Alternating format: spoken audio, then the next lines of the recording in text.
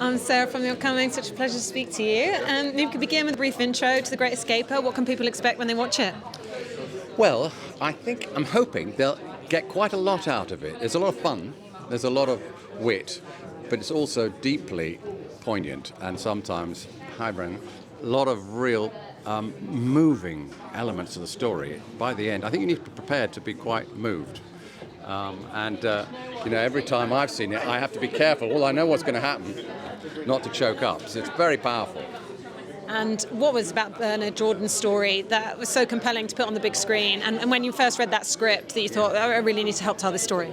The script was a fantastic piece of work. Billy Ivory did an amazing thing to convert a story which might be rather superficial.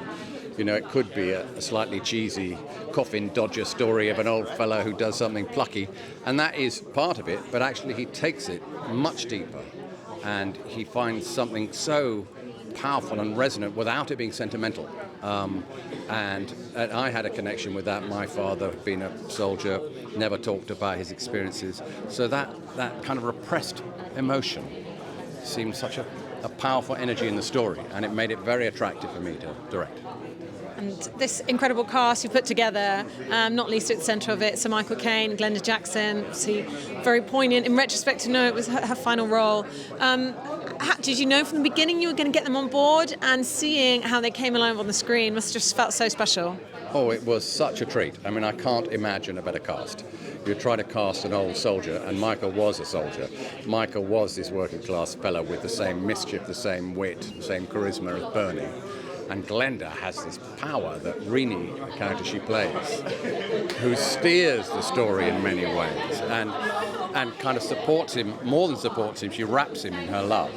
It was a fantastic combination, and that working together, as they had done many years ago, one was a bit nervous, how would they connect, but they hit it like that, and so you knew immediately there was a chemistry there. What roles of Michael's had you always sort of loved the most before seeing in this? And like you say, even though it's kind of a serious role in some respects, you see that spark that comes through that you've seen, so much over his career.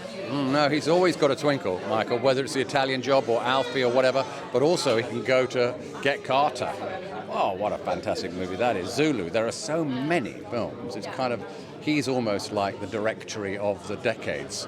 You can look at, what happened in the 60s? Oh, yeah, those Michael Caine movies. 70s, those and he's, every generation, he's laid down some wonderful pieces of work.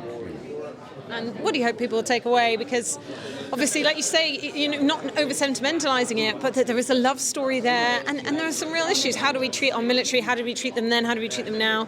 And how do we treat our elderly? These aren't people that should be forgotten. They have incredible stories to tell. They're humans just like everybody else. So hopefully we reach out and think differently after this film. I think that's right. It's, in a way, you could say the film is about empathy. It's about, when you next bump into that character on the street, that old fella, just have a little think about what they might have been through, understanding kind of the life that they might have led, or even if they haven't, the ordinary lives are fascinating too. That's what I think the film is on about. It takes ordinary people and investigates what it takes to kind of survive all the trials and tribulations of living and getting older. And so it's got a deep compassion, and I hope people kind of share in that. Absolutely. Well, thanks so much for your time. Really enjoy the evening. Congratulations. Thank you.